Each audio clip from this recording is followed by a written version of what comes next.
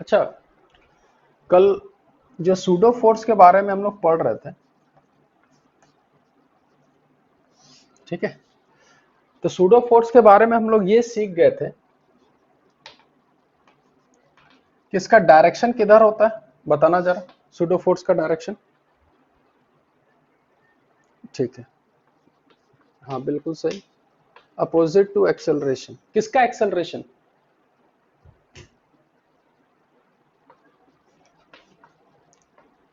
याद, फ्रेम का।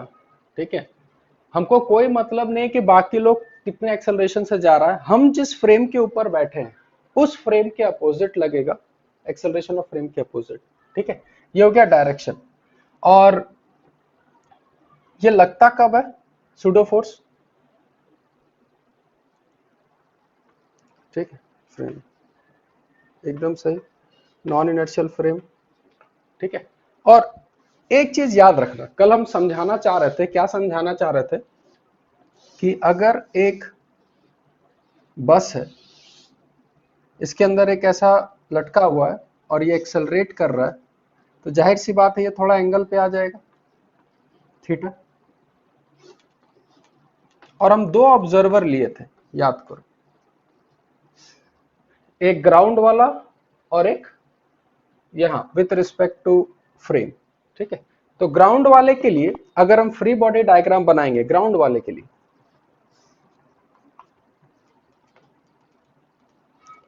अच्छा ये ग्राउंड के रिस्पेक्ट में रेस्ट पे था कि सेम एक्सेलरेशन से मूव कर रहा था? सेम। ठीक है, तो ये हो गया तुम्हारा टी कॉस थीटा, इधर हो गया टी साइन थीटा। और इसके लिए हम लोग इक्वेशन भी लिखे थे। क्या इक्वेशन लिखे थे? ए के रिस्पेक्ट में T sign theta is equal to M A और T cos theta is equal to M G. यहां तक हम लोग सीख लिए थे। अब इसको ध्यान से देखना, एक बार हम फिर से बता रहे हैं, विथ रिस्पेक्ट टू बी, और बी का मतलब हो गया नॉन इनर्शियल फ्रेम।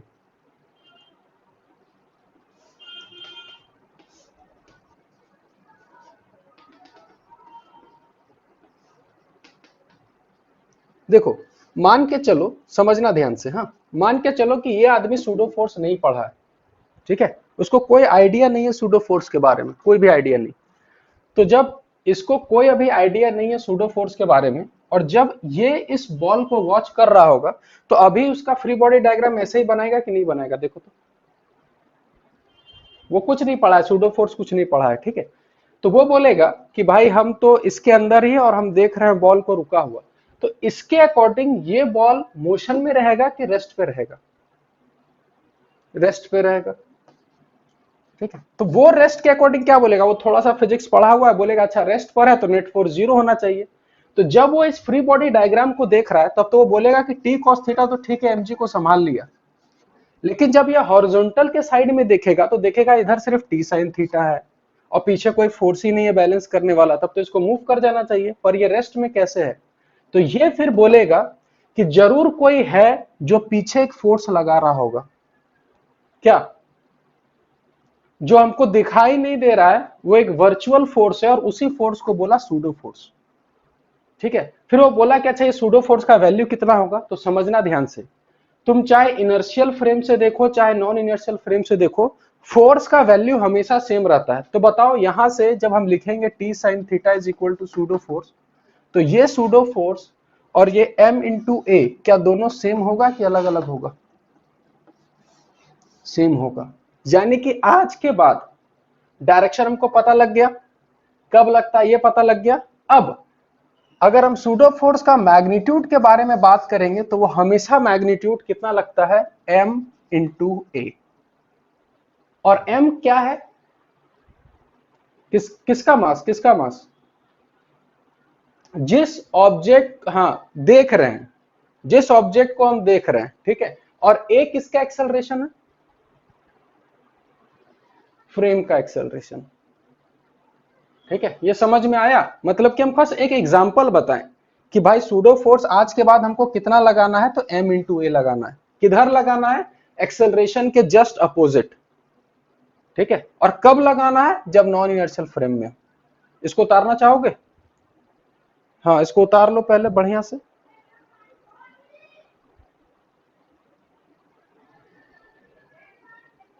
हाँ जिस बॉडी को स्टडी कर रहे हैं, मेरा मास क्या उससे कोई लेना देना नहीं, हम भाई जिसको देखेंगे उसका मास। ठीक है, एक एग्जांपल बताएंगे, इसमें सब कुछ क्लियर हो जाएगा, देखना।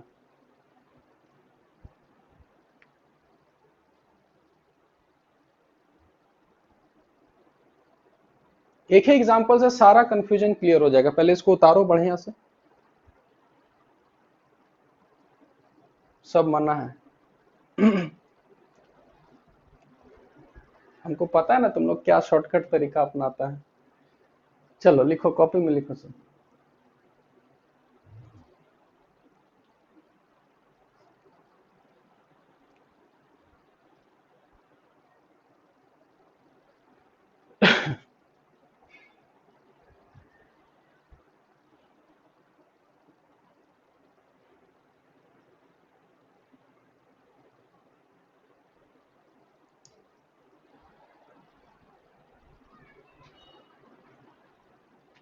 तो लोग में से किसी को कोडिंग वगैरह आता है, सीखे हो कुछ? थोड़ा मोड़ा ऐप डिजाइन करते हो? उतना नहीं? अच्छा किए हो डिजाइन ऐप वगैरह गूगल प्ले पे? चलो बढ़िया, ये सब करना चाहिए।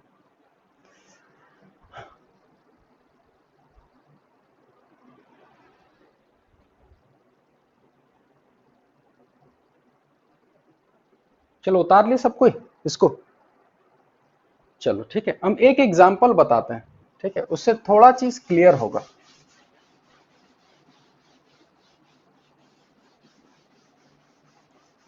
वो हल्का फुल्का नेट का इशू है ही। एक्चुअल में पता है कल ब्रॉडबैंड चेंज करवा रहे थे, तो ब्रॉडबैंड चेंज हुआ नहीं। ठीक, देखो ध्यान से, हम बड़ा बड़ा लिखते हैं थोड़ा, तो थोड़ा क्लियर होगा।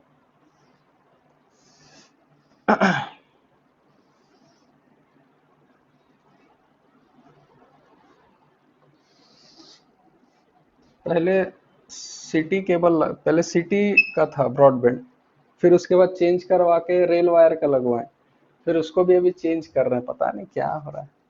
चलो देखो, जियो फाइबर हर जगह नहीं है ना, कहीं कहीं पर है पूरा। ना ना, देखो इधर देखो, छोड़ो। देखो मान के चलो कि ये जो बस है वो A1 एक्सेलरेशन से जा रहा है, ये बस, उसके अंदर एक आदमी है जो इस बस के अंदर है, इसका मास है कैपिटल M, और यहां एक बॉक्स है जो A2 एक्सेलरेशन से जा रहा है और इसका मास है स्मॉल m। ठीक है, तो विथ रिस्पेक्ट टू मैन, यानी इस आदमी के रिस्पेक्ट में, pseudo force on block will be कितना?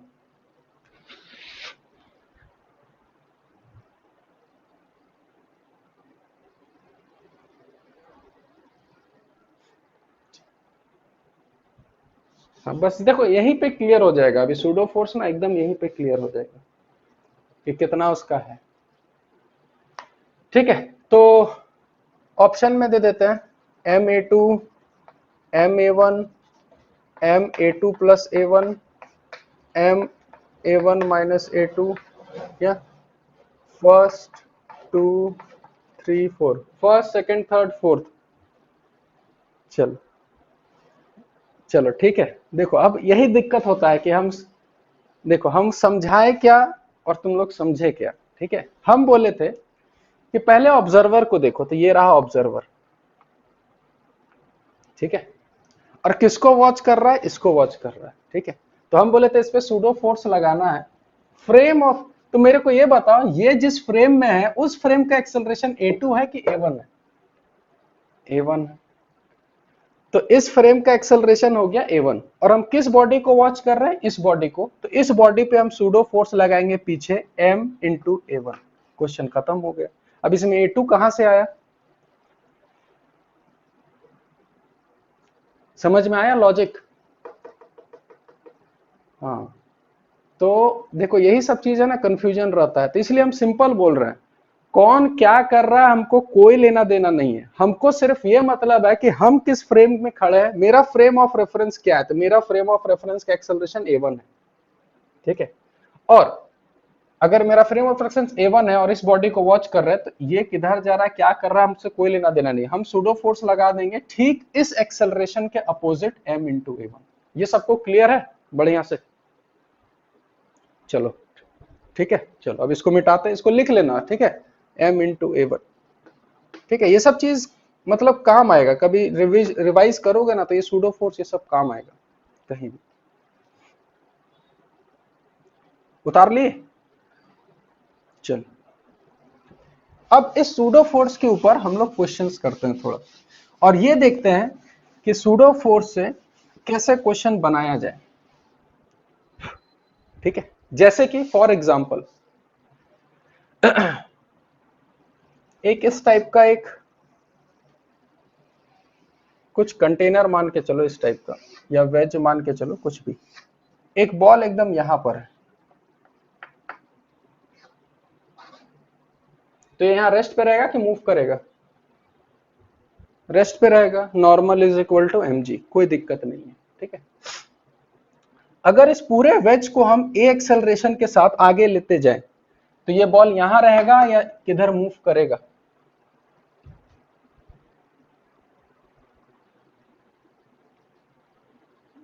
अगर हम इस पूरे सिस्टम को a एक्सेलरेशन से आगे लेके जा रहे हैं, ये बॉल अभी भी नीचे रहेगा, आगे की ओर मूव करेगा कि पीछे की ओर? पीछे की ओर, ठीक है। तो मान लेते हैं, ठीक है, कि मान लेते हैं कि भाई, ठीक है, इसको सेंटर मान लेते हैं, ठीक है। तो मान लेते हैं कि ये सेंटर है, बॉल यहां आ गया, ठीक है। अब समझना ध्यान से, ठीक है, कि हम इस क्वेश्चन को दोनों तरीके से बना सकते हैं। अब तुम ग्राउंड के रिस्पेक्ट में भी बना सकते हो, तुम कहीं भी बैठ के बना सकते हो, कोई दिक्कत नहीं है। जैसे कि समझना ध्यान से कि अगर हम इसी चीज को हम ग्राउंड फ्रेम से देख रहे हैं, ग्राउंड में खड़ा होके, तो अगर हम इसका फ्री बॉडी डायग्राम बनाएंगे तो यहां बनाते हैं, नॉर्मल इधर, mg इधर, और कोई फोर्स लगेगा इसके अलावा? देखो तो ग्राउंड फ्रेम से नहीं लगेगा, क्योंकि नॉर्मल इसी साइड लगेगा, ठीक है। और ये एंगल थीटा दिया हुआ, ठीक है। तो क्या ये वाला भी थीटा होगा? देखो तो इधर हो गया n cos थीटा और इधर हो गया n sin थीटा। तुम सिंपल बताओ, अगर बॉल इसके रिस्पेक्ट में रुका हुआ है तो ग्राउंड वाला आदमी क्या देखेगा, ये बॉल रुका हुआ है कि इसके साथ a एक्सेलरेशन से आगे जा रहा है? आगे आगे जाएगा ना जी। देखो इसके रिस्पेक्ट में यहां रुका हुआ है, लेकिन जब ग्राउंड वाला देखेगा तो वो बॉल आगे जा रहा होगा, कितने एक्सेलरेशन से? सेम ए एक्सेलरेशन से। तो ये आदमी लिखेगा n sin theta is equal to M A, और इस साइड कोई मोशन नहीं हो रहा है तो वो लिखेगा n cos theta is equal to M g. अगर इसको डिवाइड कर दिया जाए तो n n कैंसल, तो क्या tan theta is equal to a by G. देखो ये आंसर हम निकाले किस फ्रेम से, कहां से बैठ के? इनर्शियल ग्राउंड फ्रेम से, ठीक है। अब हम लोग एक काम करते हैं, ठीक है, और फिजिक्स में इसको तुम हर जगह अप्लाई कर सकते हो, कि कहीं तुमको लगे कि कोई फ्रेम मूव कर रहा है और हमको थोड़ा दिक्कत आ रहा है, कुछ मत करो, उसी के ऊपर बैठ जाओ। तो जब तुम इसी के ऊपर बैठ गए तो तुम्हारे लिए ये पूरा सिस्टम एक तरह से रुक जाएगा कि चलता रहेगा? रुक जाएगा। तुम इसी के ऊपर बैठे हो तो सब कुछ रुका हुआ, लेकिन तुम जहां बैठ गए वो इनर्शियल फ्रेम है कि नॉन इनर्शियल फ्रेम है? Non inertial. तो अब हम क्या करेंगे कि इसका अगर हम फ्री बॉडी डायग्राम बनाएं अब, तो हम लिखेंगे n mg, और हम पता है, अब तो हम फिजिक्स पढ़ लिए और सूडो फोर्स भी पढ़ लिए, तो हमको पता है कि हमको एक सूडो फोर्स लगाना होगा m इंटू ए। अब उसके रिस्पेक्ट में सूडो फोर्स भी लगा दिए, और उसके रिस्पेक्ट में ये रेस्ट पर रहेगा कि मूव करेगा? रेस्ट पे रहेगा। तो हम सिंपल बोलेंगे, इधर हो गया n cos थीटा, इधर हो गया n sin थीटा। तो रेस्ट के अकॉर्डिंग हम क्या इक्वेशन लिखेंगे कि n sin थीटा ma को बैलेंस कर रहा होगा, यही इक्वेशन आएगा, और n cos थीटा mg को बैलेंस करेगा, क्या यही इक्वेशन आएगा। इसका मतलब ये नहीं समझना है कि सूडो फोर्स से ही खाली क्वेश्चन बनता है, ऐसा कहीं नहीं लिखा हुआ। पर हम ये बोलेंगे कि सूडो फोर्स से क्वेश्चन थोड़ा आसानी से बनेगा और थोड़ा समझ के बना सकते हैं। और इसको अप्लाई कहां करना है, जहां भी तुमको दिखे कि कोई फ्रेम एक्सेलरेट कर रहा है, उसी फ्रेम के ऊपर बैठ जाओ। समझ में आया सबको? ठीक है, हाँ, इसको उतारो, हम एक नया क्वेश्चन देते हैं। हाँ, एक माइक ऑफ रखो, माइक ऑन रखोगे इको आएगा इसे। हाँ ठीक है।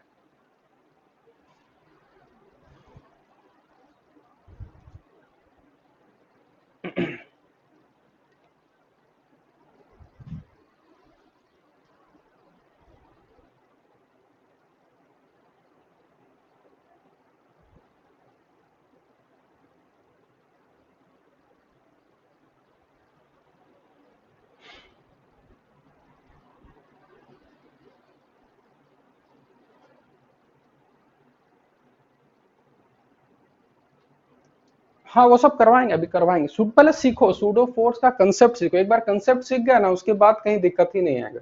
आधे लोग को समझ में नहीं आता सूडो फोर्स लगाना कब होता है, बस पढ़ लेता है कि सूडो फोर्स m × a होता है और बस लगाते रहते हैं। पर कंसेप्ट के अकॉर्डिंग लगाओ, तब थोड़ा क्लियर होगा। ठीक है, इसको मिटाएं फिर, चलो ठीक है।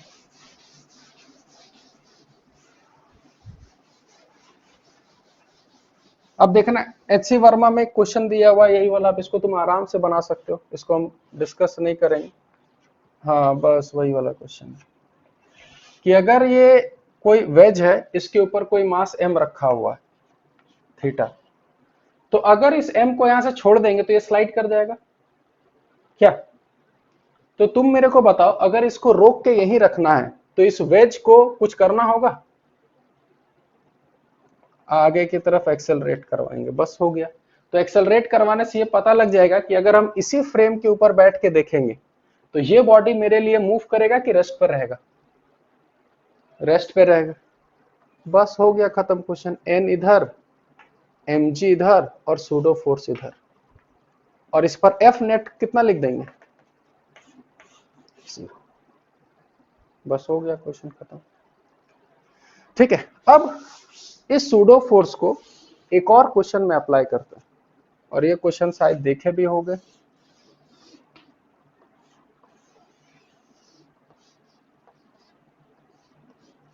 जैसे कि अगर ये 6 kg है और ये 4 kg है, ठीक है, और ये एक लिफ्ट के अंदर है पूरा ये सिस्टम, और लिफ्ट अभी रुका हुआ है, ठीक है, कहीं मूव नहीं कर रहा है, तो क्या ये एक्सेलरेट करेगा कि नहीं करेगा, करेगा।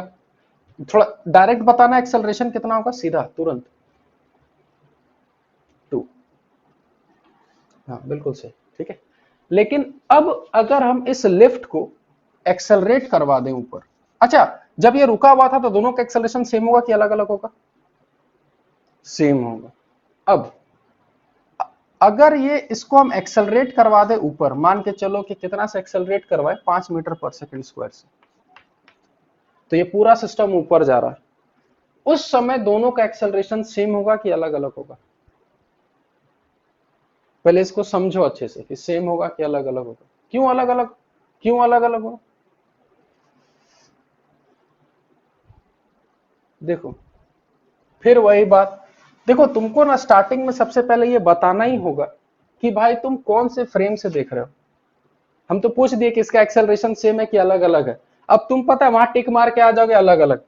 हाँ, तो जब तक क्वेश्चन में ये स्पेसिफाइड नहीं है कि तुम कौन से फ्रेम से देख रहे हो, तो अगर हम इस लिफ्ट के अंदर ही बैठ के देखेंगे तो क्या इन दोनों का एक्सेलरेशन सेम आएगा कि अलग अलग आएगा, सेम आएगा। लिफ्ट के इधर भी जाए, हमको पता है एक्सेलरेशन दोनों का सेम है, लेकिन अगर हम यही चीज ग्राउंड से बैठ के देखेंगे तो क्या दोनों का एक्सेलरेशन सेम होगा, अलग अलग होगा, अलग अलग होगा। तो समझदारी कहां से, इस क्वेश्चन को अंदर बैठ के बनाने में है कि बाहर से, अंदर। ठीक है, अब हम जैसे ही अंदर आ गए तो हम एक नॉन इनर्शियल फ्रेम में आ गए, तो हमको एक सूडो फोर्स लगाना होगा कि नहीं लगाना होगा, लगाना होगा। और सब बॉडी पे, इस बॉडी पर सूडो फोर्स नीचे कितना हो जाएगा 30, और इस पे भी किधर नीचे ही होगा 20, ठीक है। और इसका इसका mg एक हो गया 40 और इसका mg हो गया 60, टेंशन दोनों में सेम होगा, ठीक है। चाहो तो इक्वेशन लिख के भी आंसर दे सकते हो, डायरेक्ट भी आंसर दे सकते हो, ठीक है। अगर हम इस फ्रेम में है और इस क्वेश्चन को ध्यान से समझना है, इसमें देखो कहां कहां लोग फंसता है। पहले जब हम इसके अंदर थे तो मान लिए कि ये नीचे जा रहा है ए एक्सेलरेशन से और ये ऊपर जा रहा है ए एक्सेलरेशन से, तो इस पे इक्वेशन लिखेंगे t minus 90 is equal to 6 से, और उस पे इक्वेशन लिखेंगे, उल्टा लिख दिया क्या इस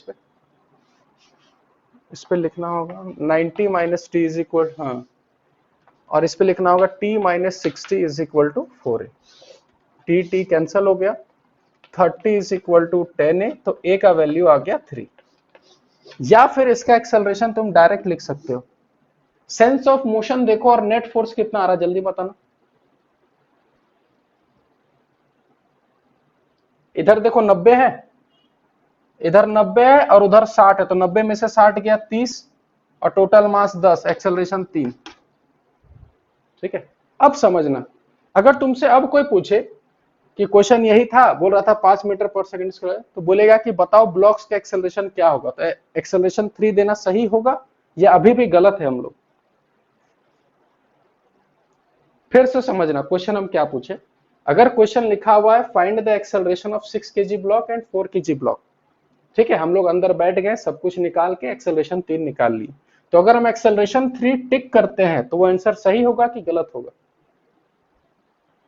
क्यों गलत होगा, क्यों गलत होगा? एक मिनट, ये जो एक्सेलरेशन निकला हम कहां बैठ के देख रहे हैं? अंदर, तो ये एक्सेलरेशन है विथ रिस्पेक्ट टू लिफ्ट।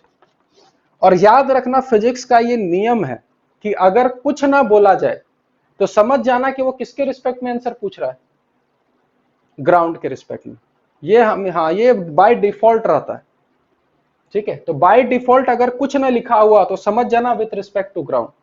अब समझना, हाँ, कि अगर ये 6 kg ब्लॉक नीचे 3 से जा रहा है और ये पूरा लिफ्ट ऊपर 5 से जा रहा है, तो ये नेट किधर जा रहा होगा, ऊपर जा रहा होगा कि नीचे जा रहा होगा? ऊपर जा रहा होगा। कितने के एक्सेलरेशन से जा रहा होगा? 2 से। और इसको अगर देखें तो ये नीचे जा रहा है तुम्हारा 3 से, सॉरी ऊपर जा रहा है ना 3 से, और लिफ्ट भी ऊपर जा रहा है 5 से, तो ये नेट कितने से जाएगा? 8 से। तो फाइनल आंसर देना है, इसका एक्सेलरेशन 2 ऊपर ही होगा, इसका भी एक्सेलरेशन 8 ऊपर ही होगा। समझ में आया कि नहीं?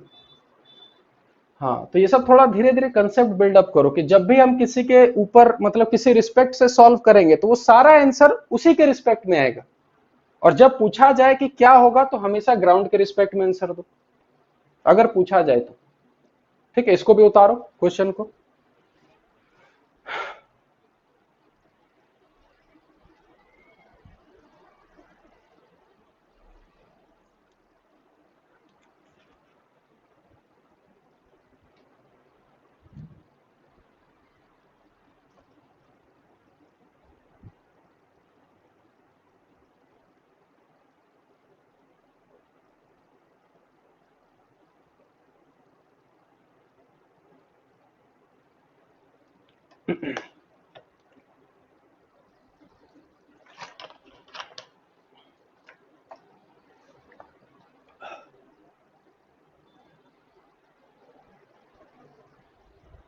हो गया, चलो आगे बढ़ते हैं ना।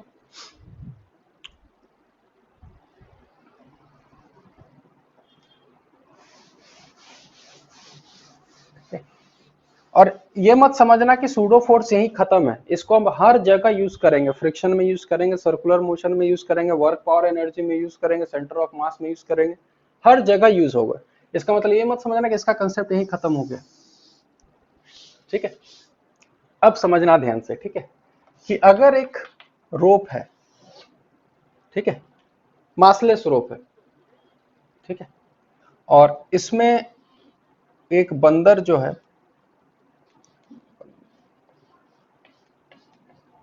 ऐसे लटका हुआ है जिसका मास m है, तो क्या इस रोप पे टेंशन आएगा कि नहीं आएगा? आएगा। ये टेंशन कितना होगा?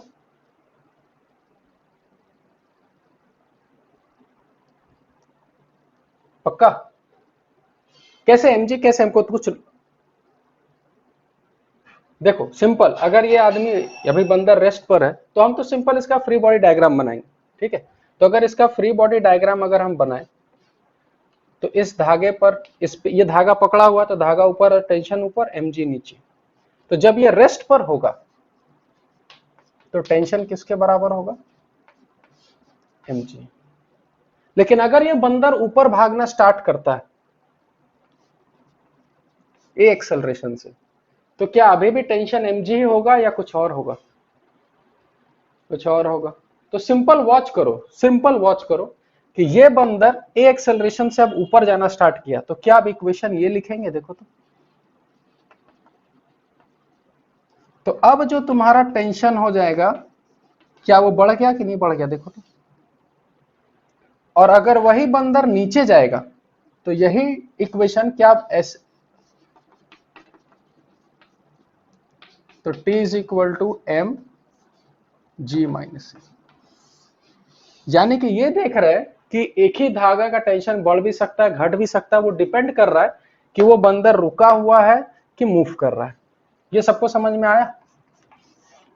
ठीक है। अब इसी पे, अब इसी से देखो क्वेश्चन कैसे फ्रेम होता है, ठीक है। ध्यान से खाली बस समझना।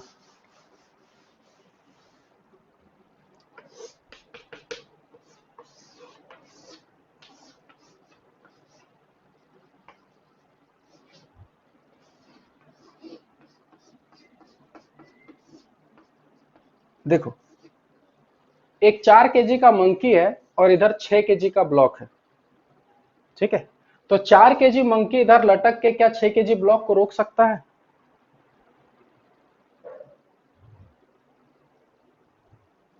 हाँ हाँ, रेस्ट पर रहेगा तो कभी नहीं रोक पाएगा। तो अगर इसको रोकना है तो इस मंकी को क्या करना होगा? एक्सेलरेट करना होगा, है कि नहीं? तो अगर पूछे कि इसका एक्सेलरेशन क्या होगा कि ये बॉडी रेस्ट पर रहे, कितना एक्सेलरेशन होगा जल्दी बताना, तुरंत कैलकुलेट करके।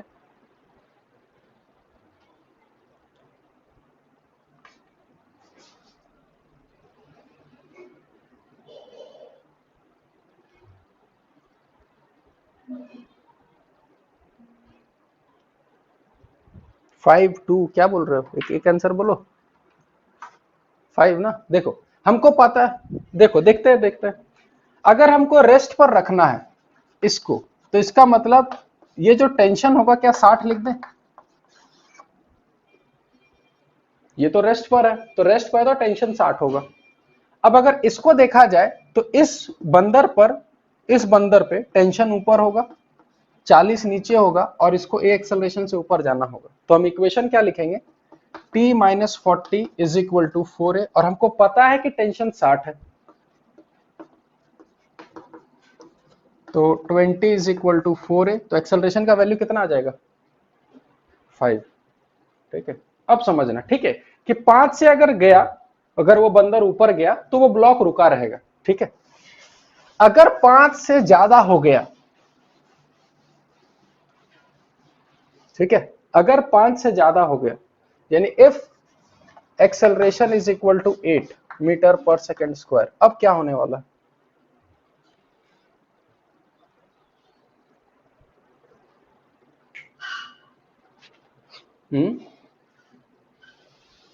अगर ये ब्लॉक अब रुका रहेगा कि एक्सेलरेट मारेगा? ऊपर आएगा, ठीक है। अब चीज को समझना, ठीक है। ये जो एक्सेलरेशन 8 दिए है बंदर का, ये किसके रिस्पेक्ट में?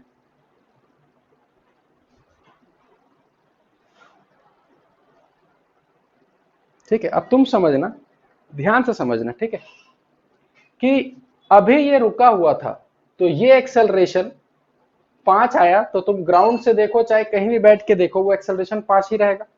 तुम यहाँ इधर कहीं भी बैठ जाओ, ये तो 5 ही रहेगा क्योंकि ये वाला ब्लॉक रुका हुआ है, ठीक है। अब मान के चलो कि अगर ये एक्सेलरेशन 5 से ज्यादा कर दिया, तो ये वाला रुका रहेगा कि ये मूव करना स्टार्ट करेगा? मूव करना स्टार्ट करेगा, ठीक है। तो इसका मतलब जब ये उतना एक्सेलरेशन से भागना स्टार्ट करेगा तो होगा क्या, ये ऊपर आएगा तो क्या ये रस्सी भी नीचे आएगा कि नहीं आएगा, आएगा। यानी ग्राउंड के रिस्पेक्ट में हम अगर देखें तो बंदर भी ऊपर भाग रहा है और रस्सी भी नीचे आ रहा है, तो क्या इसका एक्सेलरेशन वही 8 ही होगा कि ग्राउंड के रिस्पेक्ट में कुछ और हो जाएगा, अलग हो जाएगा। यानी कि ये जो एक्सेलरेशन 8 मीटर पर सेकेंड स्क्वायर है ये दे दिया विथ रिस्पेक्ट टू रोप, यानी कि रोप के रिस्पेक्ट में तुम 8 से भाग रहे हो, अब रोप किधर जा रहा है उससे हमको कोई लेना देना नहीं।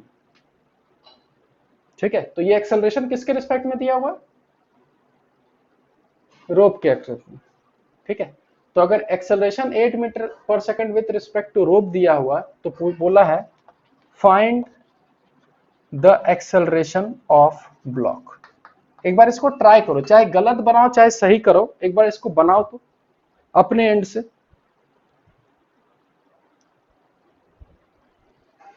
ठीक है, ये विथ रिस्पेक्ट टू रोप लिख लो अच्छे से।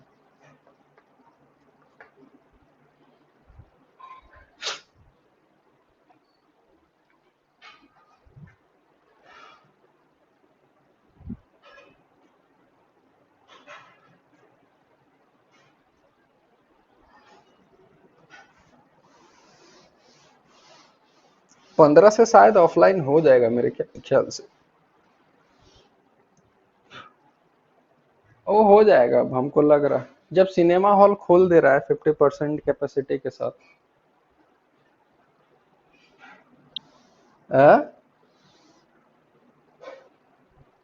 नहीं ना ना स्कूल तो ना ना अब नहीं, क्लास तो ऑनलाइन भी चलेगा, ऐसा कुछ नहीं, लेकिन ये है कि मेरे ख्याल से 15 को खोल देगा।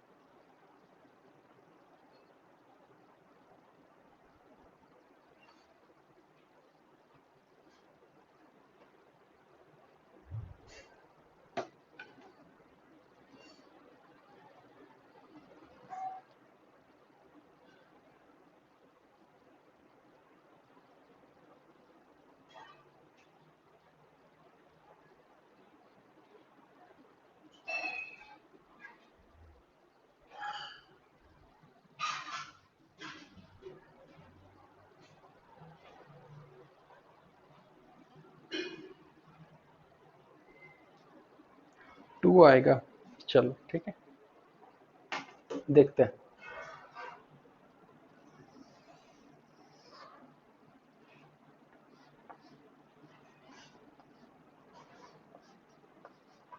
ये कितना 6 kg का था ना। देखो मान लेते हैं कि ये ब्लॉक ऊपर जाना स्टार्ट किया ए से, मान लेते हैं। ठीक है, तो मेरे को ये बताओ इसका अगर फ्री बॉडी डायग्राम अगर बनाया जाए तो टेंशन ऊपर होगा और इसका mg नीचे होगा। ठीक है, और सब कुछ अब अगर हम ग्राउंड के रिस्पेक्ट में देख रहे हैं तो ये अगर ए ऊपर जा रहा है तो अगर ये बंदर मूव नहीं करता तो ये ए से नीचे आता, और ये ऊपर भी कितने से भाग रहा है 8 से, तो इसका ग्राउंड के रिस्पेक्ट में कितना एक्सेलरेशन होगा,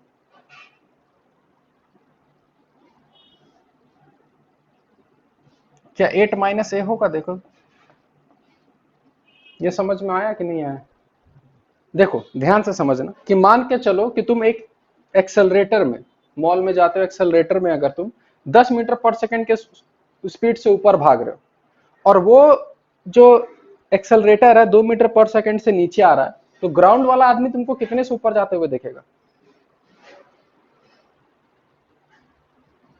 अगर 10 से ऊपर जा रहे हो और वो एक्सेलरेटर मतलब तुम्हारा 2 से नीचे आ रहा है, तो ग्राउंड के रिस्पेक्ट में तुम ऊपर कितने से जा रहे हो, 8 से। वही वही चीज यहां है, ये बंदर उसको पकड़ के 8 से ऊपर जा रहा है और वो रस्सी ए से नीचे आ रहा है, तो वो ऊपर कितने एक्सेलरेशन से जा रहा होगा,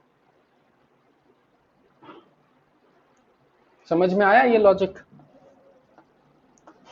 ठीक है, अब हम इक्वेशन, हाँ तो वो बस वही हम समझाना चाह रहे हैं, जहां जहां गलती है वही हम बस करेक्ट कर रहे हैं। इस पे इक्वेशन लिखेंगे t minus 60 is equal to 6 है और इस पे इक्वेशन लिखेंगे t minus 40 is equal to mass into acceleration यानी 8 माइनस ए। ये समझ में आया कि नहीं आया सबको? देखो हाँ, अब उन दोनों को सॉल्व करो। ठीक है, तो अगर दोनों को माइनस कर दिया जाए, माइनस प्लस माइनस, तो यहां इधर आ जाएगा -20 is equal to 6a minus 32 plus A. 32 इधर आके हो जाएगा 12 इज इक्वल टू 7a, तो a का वैल्यू आ जाएगा 12/7। देखो ये मैच किया किसी का? नहीं किया होगा शायद। हाँ, लेकिन कुछ सीखे कि नहीं सीखे कि करना क्या होता है? हाँ, ये चीज है। फिर से एक बार बता रहे हैं, ठीक है। ये 8 मीटर पर सेकेंड स्क्वायर किसके रिस्पेक्ट में दिया है? रोप के रिस्पेक्ट। ठीक है, और हम जो जितना इक्वेशंस लगा रहे हैं सब ग्राउंड से बैठ के देख रहे हैं, सब कुछ। तो अगर हम सब कुछ ग्राउंड से बैठ के अगर हम देख रहे हैं, ठीक है, तो मान लिए कि ये ब्लॉक ऊपर ए से जाएगा, तो अगर ये ब्लॉक ऊपर ए से जाएगा तो ये रस्सी भी ए से नीचे आएगा, और बंदर खुद 8 से ऊपर भाग रहा है, तो बंदर 8 से ऊपर जा रहा है, रस्सी ए से नीचे आ रहा है, तो इसका मतलब कि नेट एक्सेलरेशन उसका 8 माइनस ए होगा कि नहीं होगा? बस एक्सेलरेशन पता चल गया, फ्री बॉडी डायग्राम बनाओ, इक्वेशन लिखो। कहां पर कहां पर? अच्छा हाँ हाँ हाँ, यहाँ पर 4 है, बिल्कुल सही। हाँ हाँ, तो हो गया 6 4 10, 12/10 यानी 1.2। ठीक है, तो ये सब चीज सीखना है, यानी क्वेश्चन में ध्यान देना है कि कौन, देखो सब चीज ना ऐसे ही फंसाया जाता है मेंस में, एडवांस में। तुम समझते कुछ और हो लेकिन उसका मीनिंग कुछ और रहता है। ठीक है, अगर ये विथ रिस्पेक्ट टू ग्राउंड दिया रहता ना, मान के चलो, तब तो कोई दिक्कत ही नहीं होता, तब कोई दिक्कत नहीं होता। हम सीधा बोलते विथ रिस्पेक्ट टू ग्राउंड, इसका 8 जब ऊपर दिया हुआ है तब तो ऐसे ही सॉल्व हो जाता, कोई लफड़ा करने का जरूरत ही नहीं है क्या? हाँ, लेकिन अगर वो विथ रिस्पेक्ट टू रोप दिया हुआ है तो फिर झमेला है फिर। ठीक है, चलो अब मेरे को बताओ,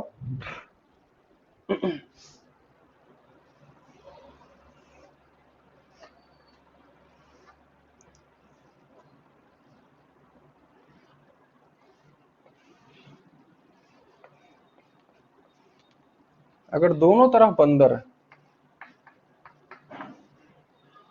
एक तरफ 5 केजी वाला और एक तरफ 8 केजी वाला, ठीक है, 5 केजी का ऊपर एक्सेलरेशन है,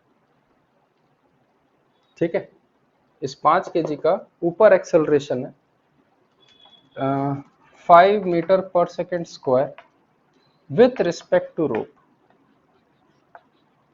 और इसका है 2 मीटर पर second square with respect to rope. ठीक है, सबका अप है, सब ऊपर भाग रहा है। ठीक है, तो क्वेश्चन में ये लिखा है,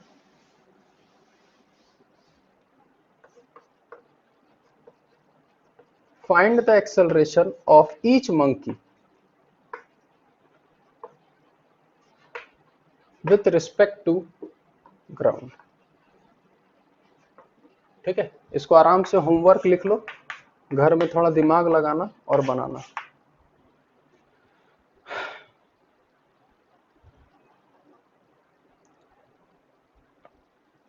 नीट वालों के लिए इतना मतलब पढ़ने का कोई जरूरत नहीं है, उसमें बहुत बेसिक क्वेश्चन आता है, इतना ये सब एडवांस लेवल टाइप का में है। हाँ बोलो ना।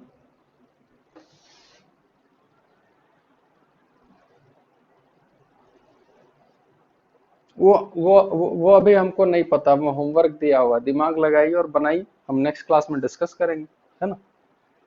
हाँ, कुछ दिमाग तुम लोग दौड़ाओगे तब तो कि करना क्या है।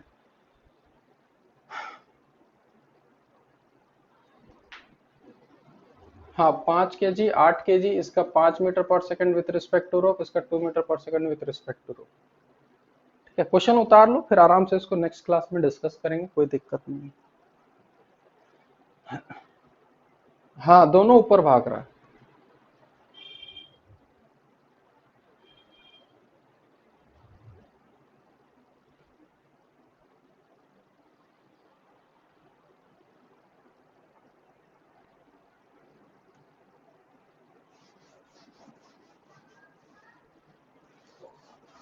वो तुम्हारे ऊपर है, इसलिए तो बोले आराम से घर में बैठ के इस पे दिमाग लगाओ, थोड़ा देखो कि कैसे बना सकते हैं, क्या बना सकते हैं, और इसको फिर नेक्स्ट क्लास में हम जब डिस्कस करेंगे तब देखेंगे इसको, है ना। ठीक है, तो एनएलएम में देखो हम लोग क्या क्या पढ़ लिए। तुम्हारा जितना बेसिक था एक्सेलरेशन से रिलेटेड वो पढ़ लिए। ठीक है, कंस्ट्रेंट, स्ट्रिंग कंस्ट्रेंट हो गया था ना। ठीक है, और हम लोग का ये वाला जो कंस्ट्रेंट है वेज कंस्ट्रेंट, ये बाकी था। ठीक है, तो आज हम वेज कंस्ट्रेंट पढ़ाते हैं। ठीक है, वेज कंस्ट्रेंट का एक एग्जांपल दिए थे हम उस दिन कि अगर दो ऐसा कुछ फिक्स्ड रिजिड सपोर्ट है, उस रिजिड सपोर्ट से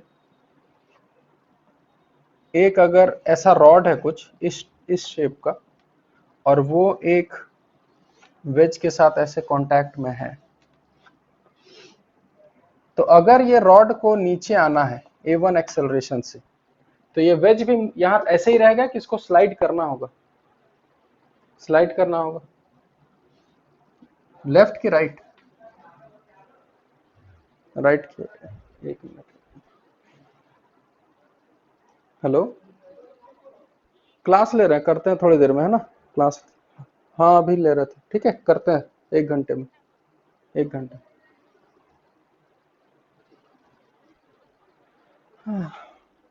चलो ठीक है, तो यानी कि अब लोग देख पा रहे हैं कि जितना ज्यादा इसका एक्सेलरेशन होगा उसका भी इतना ज्यादा होगा, यानी इन दोनों का मोशन में कुछ रिलेशन होगा कि नहीं होगा, होगा। अब इसी रिलेशन को हम बताते हैं कैसे हम लोग को निकालना है। सबसे पहले ड्रॉ कॉमन नॉर्मल।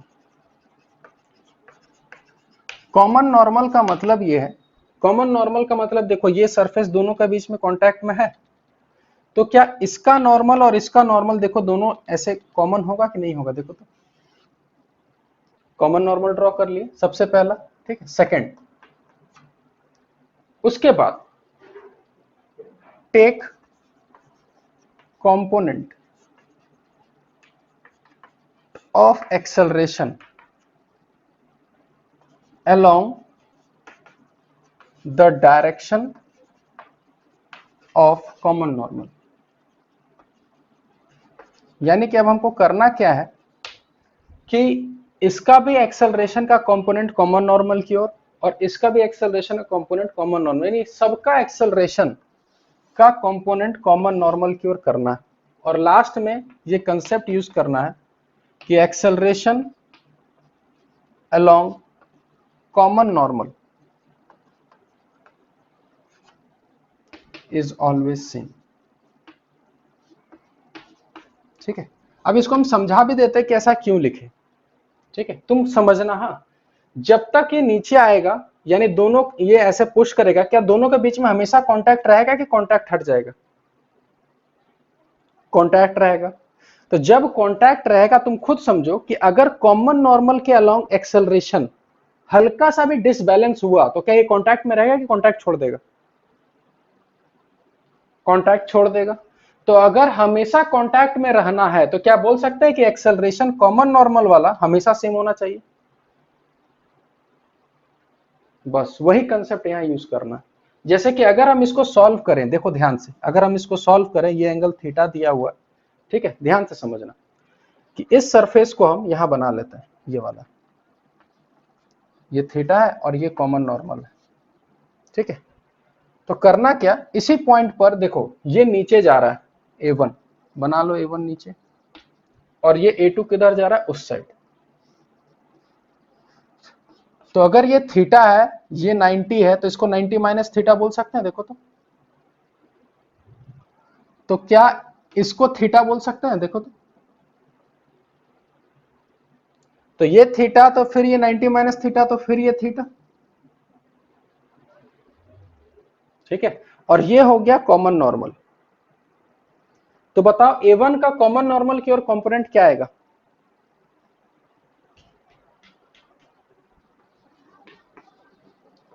और a2 का कॉमन नॉर्मल की ओर क्या कंपोनेंट आएगा, a2 से। बस करना कुछ नहीं, दोनों को क्या करना है, इक्वेट करना। तो बताओ वेज कंस्टेंट समझ में आया, करना क्या है? बहुत सिंपल सा चीज है, कॉमन नॉर्मल, एक्सेलरेशन का कंपोनेंट कॉमन नॉर्मल की ओर, और फिर दोनों का एक्सेलरेशन क्या कर देना है, सेम कॉमन नॉर्मल वाला। उसके परपेंडिकुलर क्या हो रहा है हमको उसको कोई मतलब नहीं है, पर हमेशा कॉमन नॉर्मल वाला हमेशा सेम होना चाहिए, तभी वो कांटेक्ट में रहेगा। ठीक है, इसको उतारो बढ़िया से, और इससे कैसे क्वेश्चन आता है वो भी हम बताते हैं न्यूटन्स लॉज ऑफ मोशन में।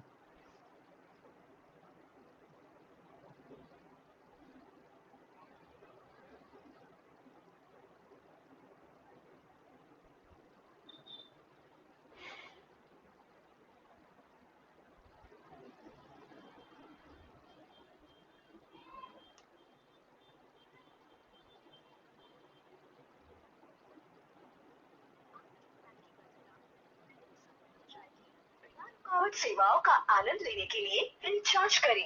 Your plan validity will expire within 3 days. Recharge to enjoy uninterrupted services.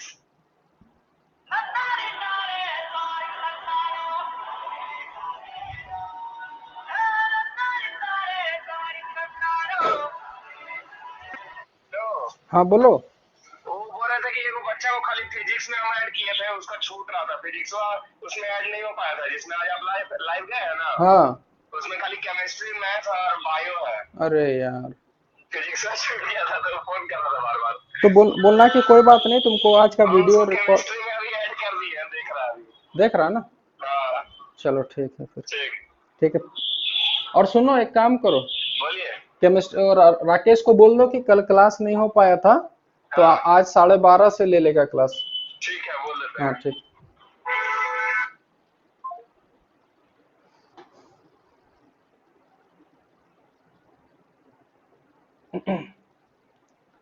चलो हो गया, उतार लिए सब कोई? हाँ बोलो ना।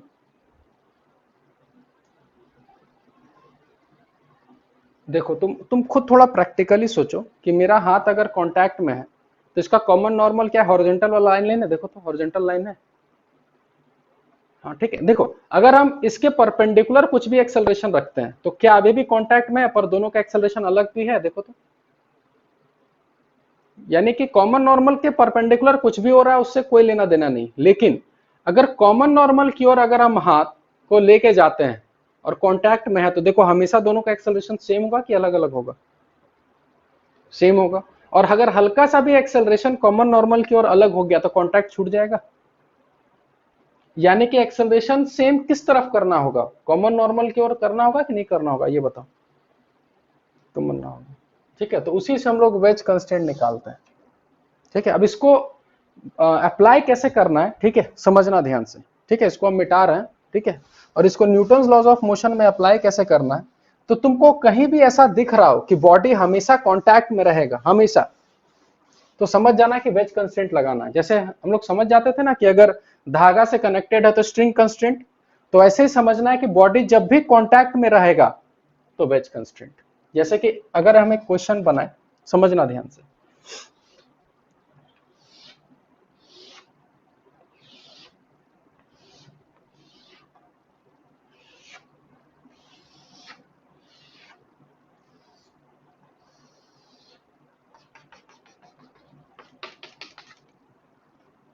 ये 6 kg, ये 4 kg, ये 30 डिग्री। अगर सब कुछ छोड़ दिया जाए तो क्या ये रुका रहेगा कि मोशन में होगा? बताओ, पक्का होगा ना? ये किधर जाएगा? ये ऐसे जाएगा कि एकदम वर्टिकल नीचे आएगा, पूरा नीचे आएगा, दीवार से सटते सटते नीचे आएगा। तो जब ये नीचे आएगा, इसका एक्सेलरेशन a1 नीचे होगा अगर, तो वेज बोल सकते हैं a2 इधर जाएगा। ठीक है, अब एक काम करते हैं, हम क्या करें, अब तुम लोग करो सब कुछ, इसका बनाओ FBD, इसका बनाओ FBD। ठीक है, टोटल कैलकुलेट करो तो कितना अननोन है। चलो FBD बना के खाली कैलकुलेट करो कितना नॉर्मल है, मतलब कितना अननोन है, फटाफट।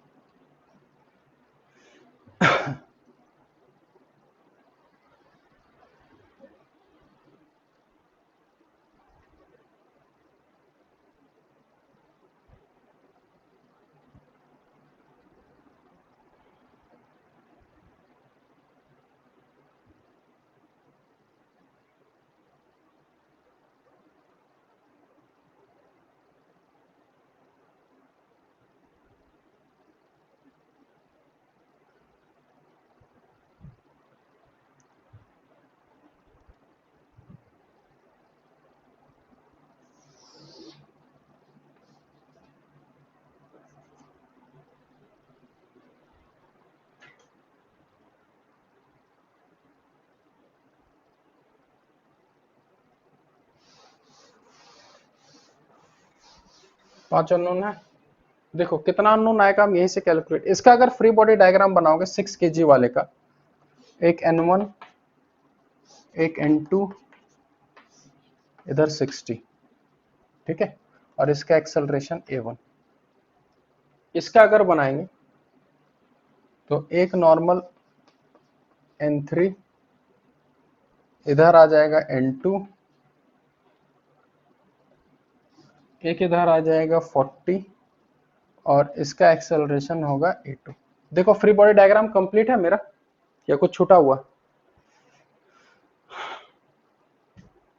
कंप्लीट है, ठीक है ना।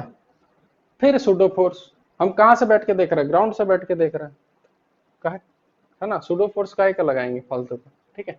अब समझना ध्यान से कि अगर हम इस पूरे को देख रहे हैं तो कितना अननोन है, 1 2 3 4 5, क्योंकि N2 तो वही वाला है। तो 5 अननोन के लिए कितना इक्वेशन लिखना होगा?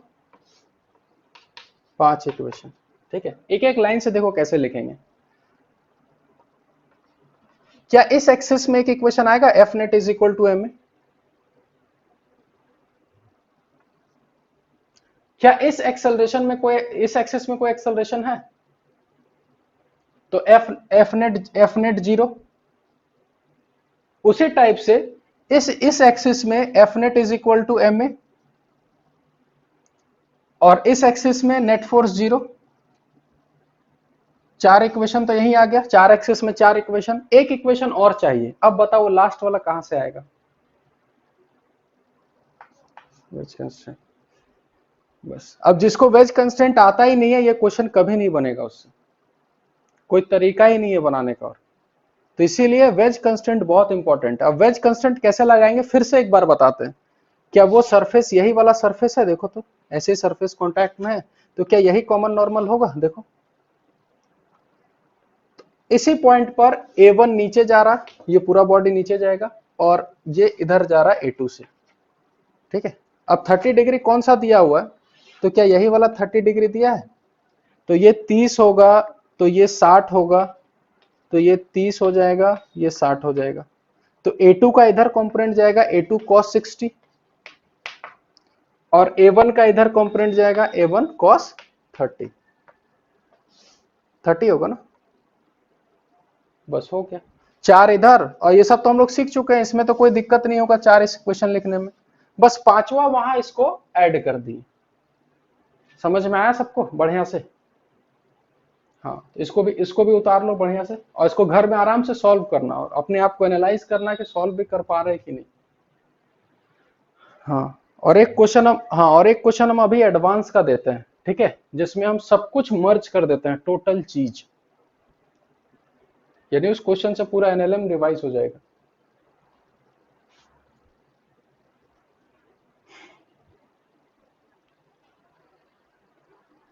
हाँ, वेज कंस्टेंट लास्ट टॉपिक है। और ऐसे, और अभी जब फ्रिक्शन पढ़ेंगे ना, फ्रिक्शन हम अलग से पढ़ाते हैं, फ्रिक्शन इसको ऐड नहीं करते हैं। फिर जब फ्रिक्शन पढ़ाएंगे तो वापस सब चीज फिर आ जाएगा। यानी कि धीरे धीरे करेंगे क्या, सारा कंसेप्ट बताते बताते सब कुछ बता देंगे। फिर आगे फ्रिक्शन जैसे स्टार्ट होगा ना, तो वहां से कुछ नहीं पढ़ना है, बस फ्रिक्शन एक नया फोर्स पढ़ना है बस। सर्कुलर मोशन जैसे ही पढ़ेंगे तो वहां भी एक नया फोर्स पढ़ना है, सेंट्रीपिटल फोर्स, बस। ठीक है, तो इस टाइप से हम लोग चलते रहेंगे, कंसेप्ट यही लगेगा। जो चीज यहाँ ऐसा पढ़ रहा है, net force is equal to M a, net force 0, सब जगह यही है।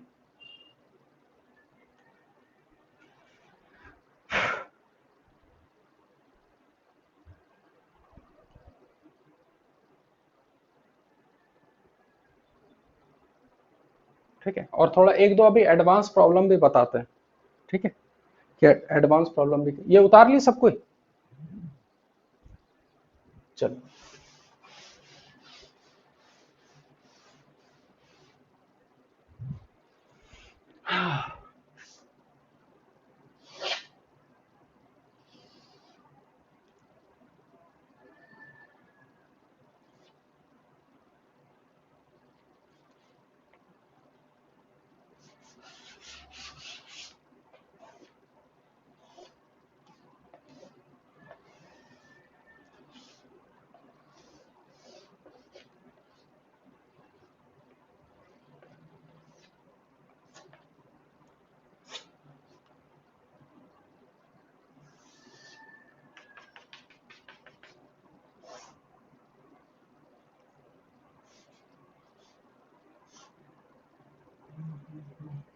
बट यहाँ पूरा बनेगा नहीं, इस तरह इधर बनाते हैं।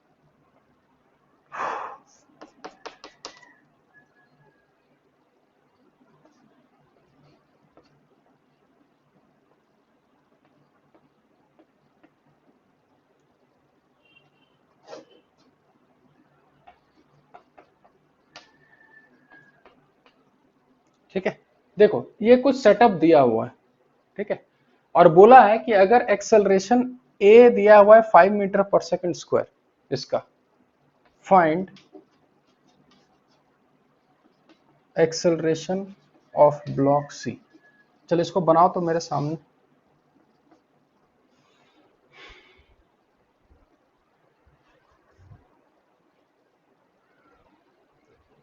डरना मत, खाली कंसेप्ट यूज करो बढ़िया से, सब कुछ आंसर आ जाएगा।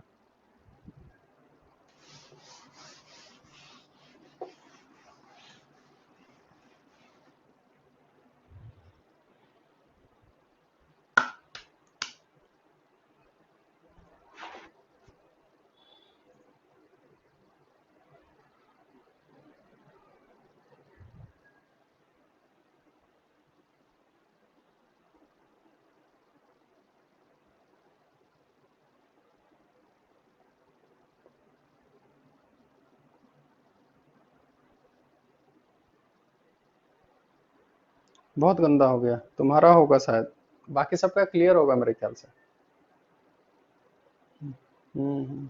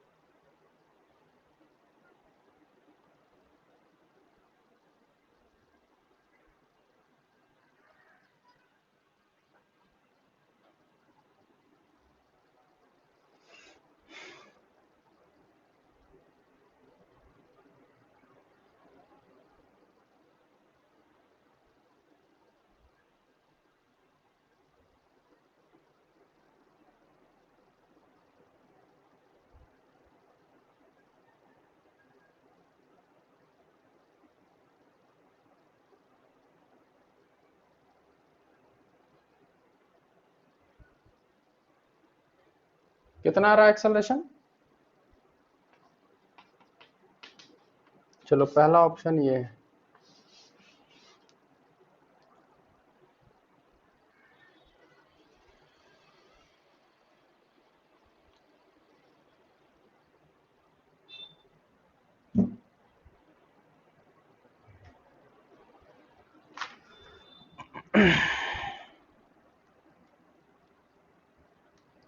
आज तुम लोग को एक डीपीपी भी भेजेंगे, ठीक है, उसको भी तुम लोग बनाना। ग्रुप पे ही भेज देंगे, हम अभी भेज ही देते हैं ग्रुप पे, ठीक है।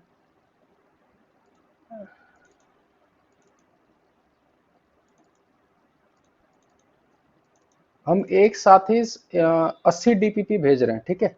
उसको तुम लोग बनाते रहना, जैसे जैसे टॉपिक खत्म होते जाएगा वैसे वैसे बनाते रहना, और हम यहाँ से बताते जाएंगे कौन सा डीपीपी पहले बनाना है।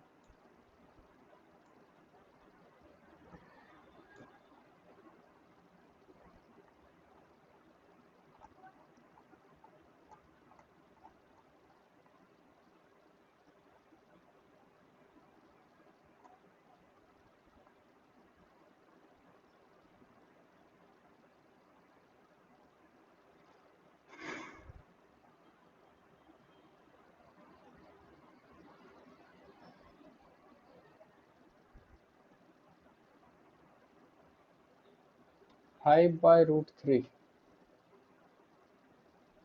5/2, ठीक है देखते हैं।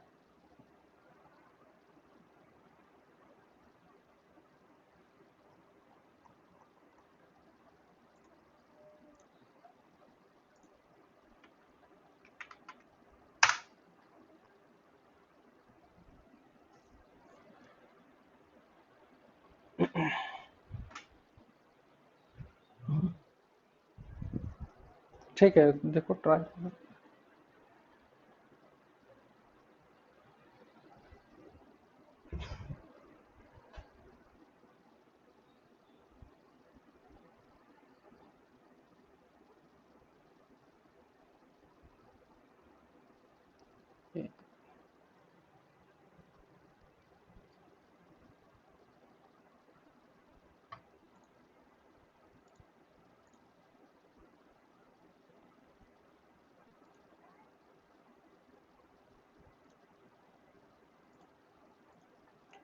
और एक काम, हाँ ठीक है, एक काम करना, जो जेई वाले हैं ना वो जेई वाला डीपीपी बनाना, और हम नीट का भी डीपीपी भेज दे रहे हैं। जो नीट वाले लोग हैं वो नीट का डीपीपी बनाना।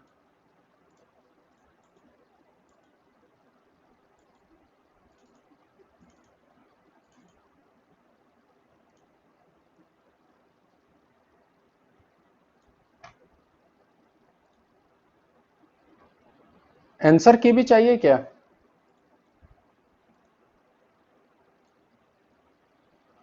ठीक है, हाँ आंसर की हम बाद में दे देंगे, ठीक है, हम भेज दिए ग्रुप में, चेक कर लेना सब कोई बाद में, ठीक है। अभी इसको हम डिस्कस कर लेते हैं पहले सबसे फटाफट।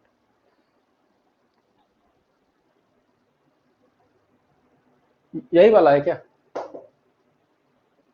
नीचे है, चलो ठीक देखते हैं।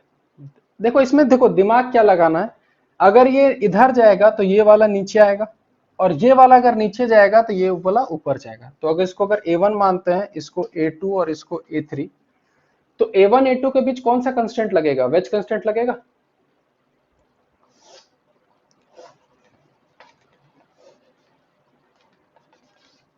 ठीक है, ये 30 60, 30 60, A1 cos 60 is equal to A2 cos 30।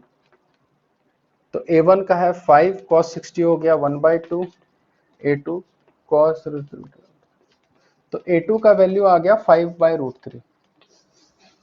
अब इसके और इसके बीच में बोल सकते हैं स्ट्रिंग कंस्टेंट है,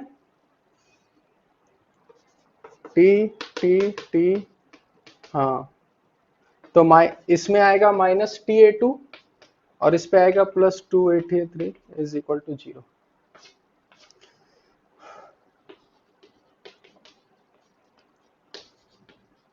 तो A2/2, और A2 का वैल्यू है 5, तो वहां आ जाएगा 5/2√3।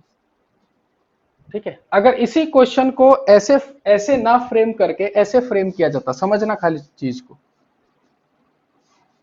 वो बोलता है कि इसका वेट है 10 kg, इसका वेट है 2 kg, और इसका वेट है 6 kg, और बोलता है find acceleration of each block. तो क्या करते, ये बना पाते?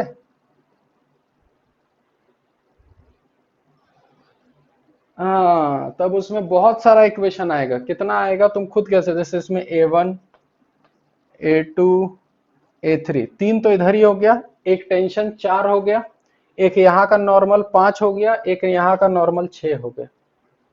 ठीक है, और इन दोनों साइड से भी नॉर्मल लगेगा कि नहीं लगेगा? लगेगा। तो 1 2 3 4 5, 1 मिनट गिन लेते हैं, 1 2 3 इधर हो गया, 4 5 6 7 और एक 8, 8 अननोन है। तो कितना इक्वेशन लिखना होगा? 8। हम गिन के बता दें, इस पे एक लिखाएगा F net is equal to M A, इस पे F net is equal to M A, और इधर नेट फोर्स 0, 3 हो गया, इधर net force is equal to M A 4 हो गया, और इधर नेट फोर्स 0, 5 हो गया। और कहां कहां से इक्वेशन आएगा? कौन सा? एक वेज कंस्टेंट आएगा, ठीक है, और एक तुम्हारा क्या आएगा? String constant. कितना हो गया? कितना हो गया? तो एक और कहां छूटा फिर?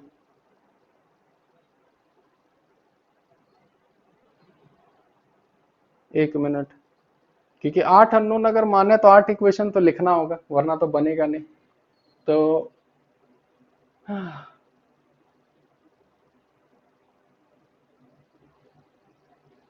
2, 2 4 और एक 5, 5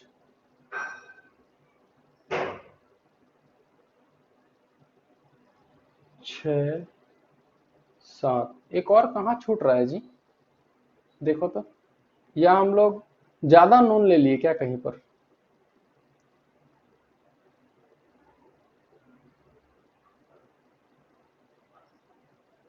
हाँ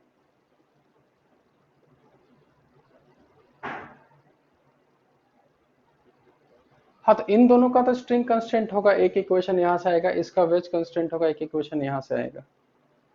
ठीक है, तो एक हम लोग कहाँ ज्यादा अननोन मान रहे हैं क्या कहीं पर?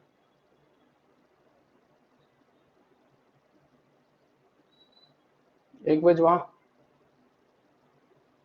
2, 2 4, हाँ किधर? हाँ, एक इक्वेशन तो इधर बनेगा, इधर इस साइड, और इधर इधर भी एक बनेगा, तो दो इक्वेशन यहाँ पर, दो इक्वेशन यहाँ, एक इक्वेशन यहाँ, 5 हो गया। एक वेज कंस्ट्रेंट 6 हो गया, और इसका स्ट्रिंग कंस्टेंट 7 हो गया। एक इक्वेशन कहीं दिक्कत करेगा फिर।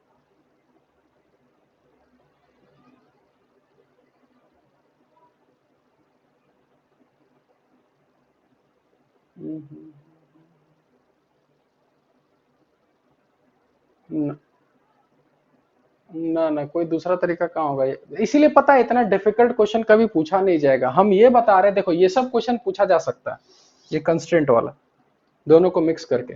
लेकिन इसमें हाँ, अगर इसमें इतना दे दिया तो 8 अननोन 8 इक्वेशन सॉल्व करना, तुम समझ रहे हो, हालत खराब हो जाएगा। ठीक है, लेकिन हम लोग अगर देख रहे हैं तो एक इक्वेशन कहीं छूट रहा है हम लोग का, या फिर हम लोग अननोन ज्यादा मान लिए कहीं पर।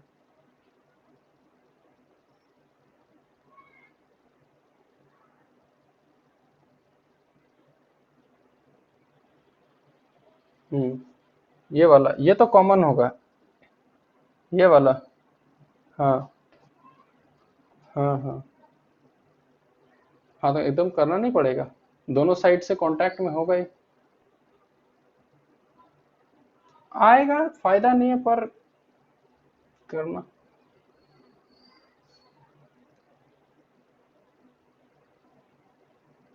तो अगर अगर हम इसको छोड़ देते हैं, ठीक है, तो हमको इधर इक्वेशन भी नहीं लिखना होगा, हम सिर्फ इधर इक्वेशन लिखेंगे। ठीक है, तो इसमें आएगा 2, इसमें आएगा 1, और इसमें आएगा 1, 2 3 4 5, एक कंस्टेंट यहाँ और एक कंस्टेंट यहाँ, 6 6 इक्वेशन लिख रहे हैं ना, तो मेरे पास शायद 6 अननोन भी आ जाएगा अगर इन दोनों को छोड़ दिया जाए तो। 1 2, ठीक है, 1 2 हो गया, ठीक है, और 1 2 3 5 हो गया, 6 7, ठीक, तो ऐसा 6 अननोन आ गया और 6 इक्वेशन आ गया, देखो। ठीक है, समझ में आया पूरा बढ़िया से न्यूटन लॉज ऑफ मोशन?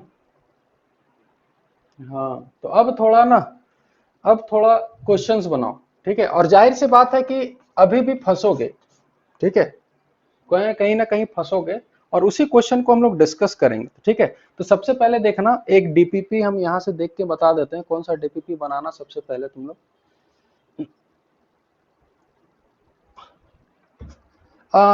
देखो, तुम एचसी वर्मा से भी, एचसी वर्मा स्टार्ट कर सकते हो, कोई दिक्कत नहीं। पहले हम तो बोल रहे हैं एचसी वर्मा निपटा लो पहले,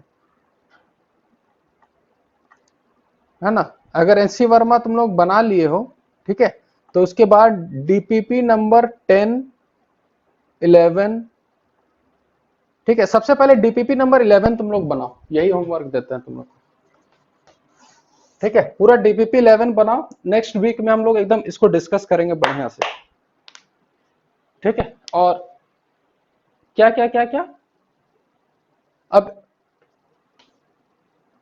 दो तीन प्रॉब्लम, ठीक है, वो देखना है एक बार हम इसको, नहीं तो तुम लोग बनाओ ना एक दिन, पता हम क्या करेंगे, वीक में एक दिन पूरा हम डाउट क्लास ही लेंगे, ठीक है। हाँ तो उसको देखना ना अब से, हाँ उसमें तुम लोग बनाना, देखना सूडो फोर से बन जाएगा वो लोग, ठीक है। हाँ बोलो। ब- हाँ ठीक है, उसको हम डिस्कस करते हैं, एक मिनट है ना। हाँ ठीक है, सब बताते हैं अच्छे से, रुको।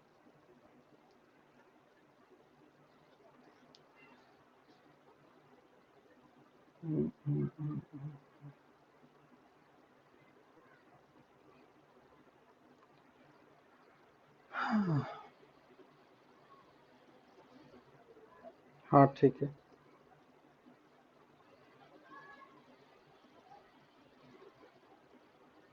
देखो क्वेश्चन नंबर जो 24 आज आज पढ़ाने के बाद शायद तुमसे बन जाए, ठीक है। वो वही वाला क्वेश्चन है कि ट्रेन के ऊपर में एक बॉब लटका हुआ, वो बन जाएगा तुमसे अब, ठीक है। 24 उससे कोई दिक्कत नहीं होगा।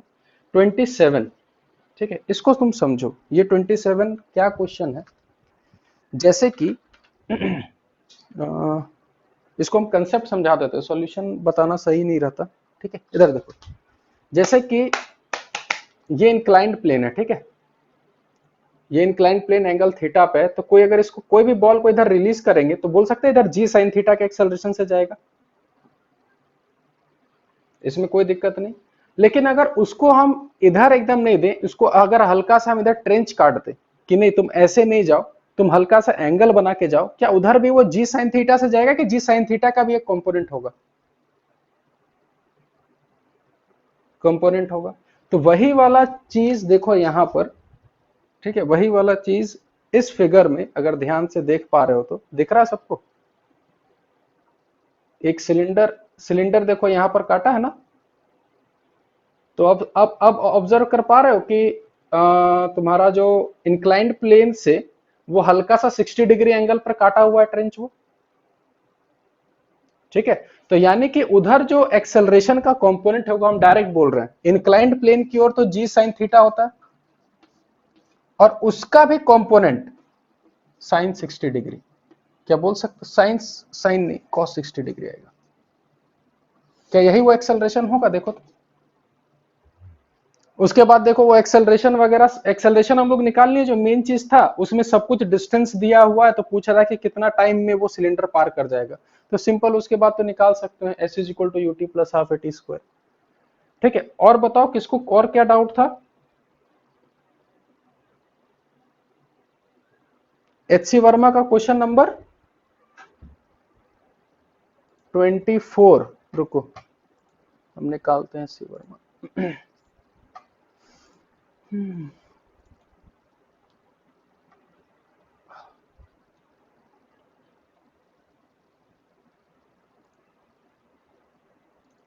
एच सी वर्मा का क्वेश्चन नंबर 24,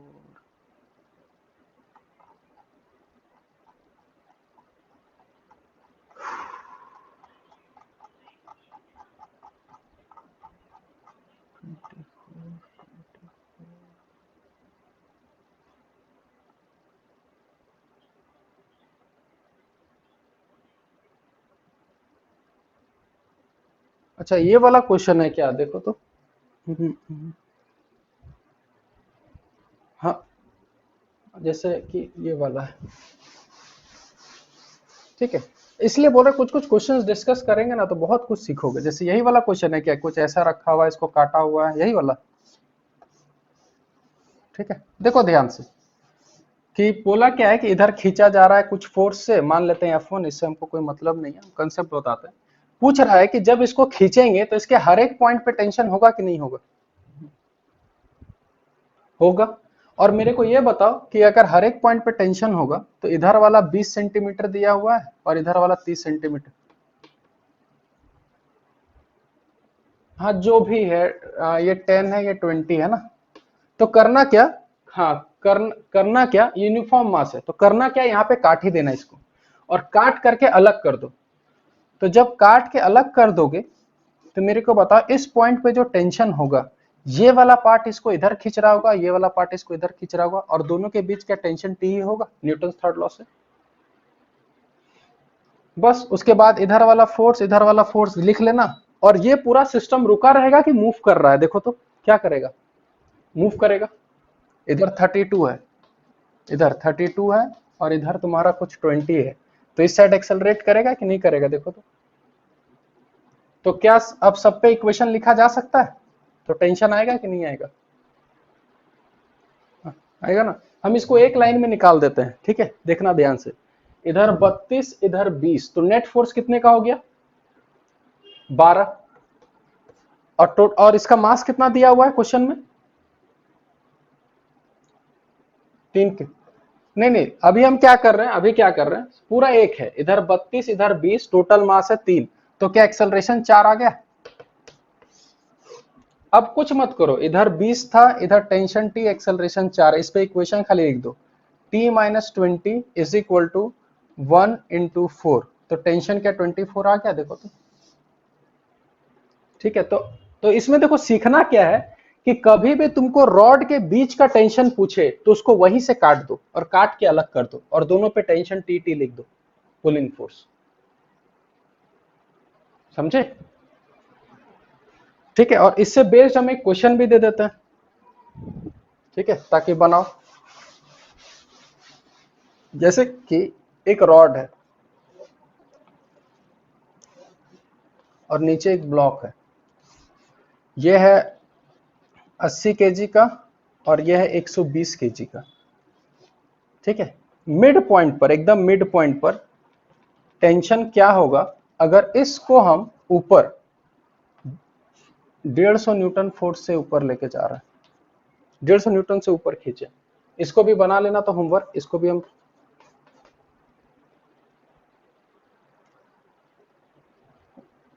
ये दोनों, ये पूरा हवा में है ये सब, और ये हाँ जुड़ा हुआ ये, वो थॉर का हथौड़ी नहीं होता, बस वही है। हाँ, और इस पॉइंट पे निकालना है, हाँ इस मिडिल पे टेंशन कितना होगा वो निकालना है। हम्म हम्म हम्म। हम्म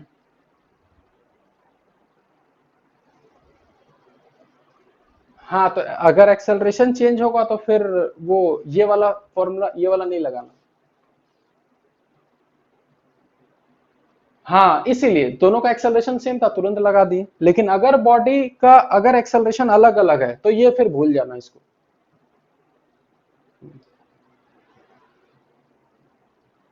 ठीक है, हाँ बोलो, हाँ बोलो बोलो। 28 रुको हमको देखने दो पहले, 28, अच्छा जिसमें 3 ब्लॉक है ना, हाँ ठीक है। देखो सबसे पहले तो तुम गलती क्या की है पहले हम बता देते हैं। ये M1 M2 M3 जो भी होगा, सबसे पहले ये बताओ इन दोनों का एक्सेलरेशन सेम होगा कि अलग अलग होगा, अलग अलग होगा। अब क्यों अलग होगा वो भी समझो। अच्छा तुम वो जो लिफ्ट वाला था, जब लिफ्ट ऊपर जा रहा था तो इन दोनों का एक्सेलरेशन सेम बोले थे कि अलग बोले थे, हाँ, तो विथ रिस्पेक्ट टू ग्राउंड अलग था। तो उसी समय समझो कि ये पूरा सिस्टम, अगर ये नीचे जाएगा तो ये पूरा सिस्टम ऊपर जाएगा कि नहीं जाएगा, जाएगा। इसका मतलब इसका एक्सेलरेशन मानो a1, इसका एक्सेलरेशन मानो a2, इसका एक्सेलरेशन मानो a3। इसलिए बोले कि जहां भी तुमको कंफ्यूजन हो सेफ साइड में चलो हमेशा, तो a1 a2 a3 तीनों को अलग अलग मानो। तो 1 2 3 3 अननोन आया और टेंशन 4 अननोन, तो हमको कितना इक्वेशन लिखना होगा 4। एक किधर भी मानो ना, हम क्या बोले डायरेक्शन भी फ्रीडम है, तुम मानने को किधर भी मानो, पॉजिटिव आया सही है, नेगेटिव आया डायरेक्शन उल्टा कर दो, क्या दिक्कत है। ठीक है, तो देखो एक इक्वेशन इसमें लिखेंगे, एक इक्वेशन इसमें, एक इक्वेशन इसमें, 3 इक्वेशन हो गया। और लास्ट वाला इक्वेशन कहां से आएगा, चौथा। कंस्टेंट ए, इन तीनों के बीच में कंस्टेंट होगा कि नहीं होगा। बस तो चार अननोन, 4 इक्वेशन, बस सॉल्व कर लो आराम से बैठ के, आएगा आंसर, 100% आएगा।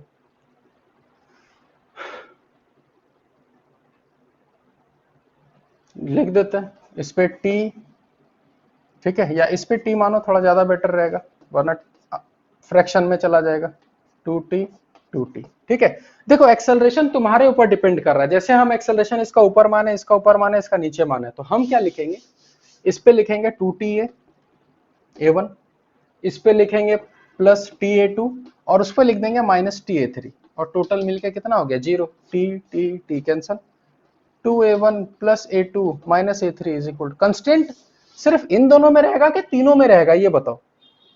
तीनों में रहेगा ना, तो तीनों को लिखना होगा ना, जितना सिस्टम में बॉडी है सब पे लिखना है टोटल। हाँ, ये सब हम सब रिस्पेक्ट टू ग्राउंड माने, तो आंसर भी सब मेरा विथ रिस्पेक्ट टू ग्राउंड आएगा, और इक्वेशन भी हमेशा विथ रिस्पेक्ट टू ग्राउंड ही लिखा जाता है। समझे सब कोई।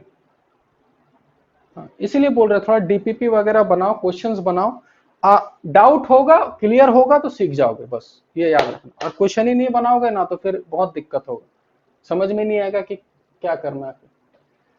ठीक है, अब हम करेंगे क्या, नेक्स्ट क्लास में सिर्फ स्प्रिंग पढ़ेंगे,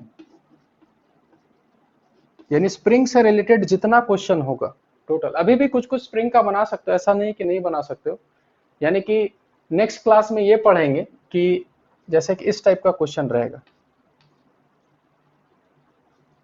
कि अगर ये स्ट्रिंग को अचानक काट दिया जाए तो इन दोनों का एक्सेलरेशन क्या होगा, cutting of spring and string, पिछले साल पढ़े हुए सब। हाँ तो उसको थोड़ा अच्छे से पढ़ेंगे कि स्प्रिंग को अचानक काट दिया जाए, स्ट्रिंग को अचानक काट दिया जाए तो उसका एक्सेलरेशन क्या होगा, कैसे होगा। तो नेक्स्ट क्लास में स्प्रिंग से रिलेटेड पढ़ेंगे। स्प्रिंग पढ़ने के बाद हम सर्कुलर मोशन पढ़ाएंगे, और स्प्रिंग और सर्कुलर मोशन जब हम लोग का कंप्लीट हो जाएगा तब हम फ्रिक्शन स्टार्ट करेंगे। ठीक है, कल का फर्स्ट क्वेश्चन क्या था जी, हमको याद नहीं है, क्या करवाए थे फर्स्ट क्वेश्चन।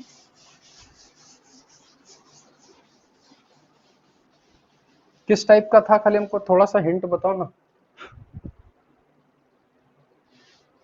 क्या था, 2 kg 6 kg किस। अच्छा हाँ, अब याद आ गया, अब याद आ गया।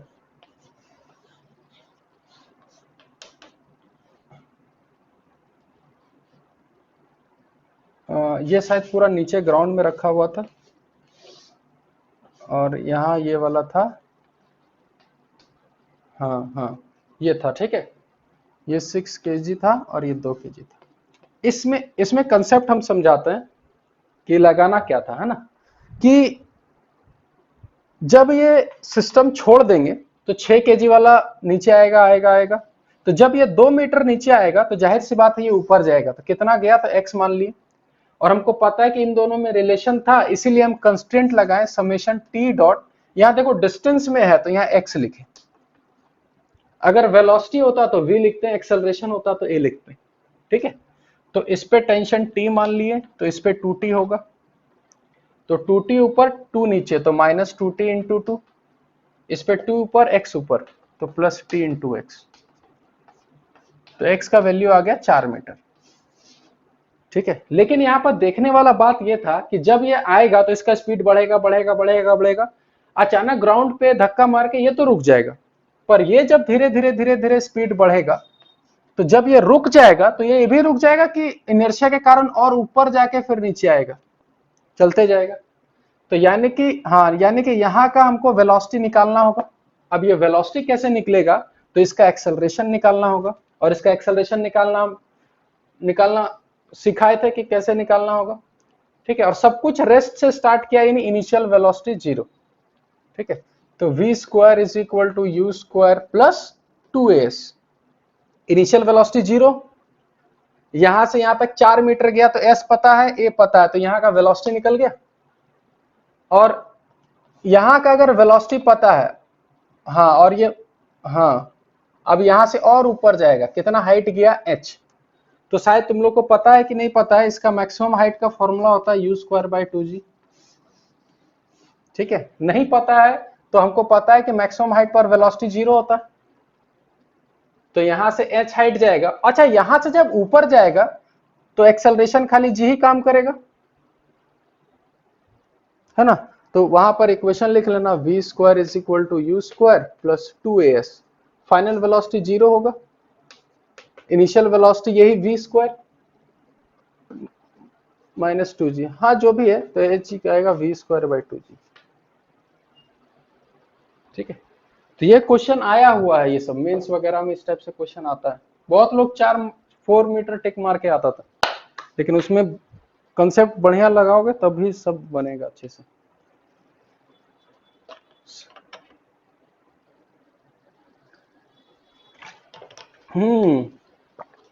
उसमें देखना ऐसी वर्म दिया हुआ है कि अचानक आ रहा और तुम उसको पकड़ लिए, तुम तो उसको तो पकड़ लिए पर दूसरा वाला रुक जाएगा कि चलता ही रहेगा, चलता रहेगा, है ना। तो उस टाइप का देखना एससी वर्मा में भी क्वेश्चन है।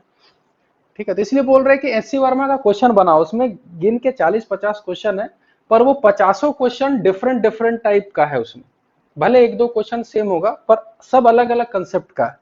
तो उसको जब एससी वर्मा तुम बना लोगे बढ़िया से, ठीक है, तो उसके बाद डीपीपी वगैरह बनाना, बनेगा अच्छे से। ठीक है, और डीपीपी नंबर 11, ठीक है, उसको नेक्स्ट वीक में हम डिस्कस करेंगे। ठीक है, तब तक के लिए मिलते हैं फिर नेक्स्ट क्लास में, है ना। चलो बाय, हाँ, ओके।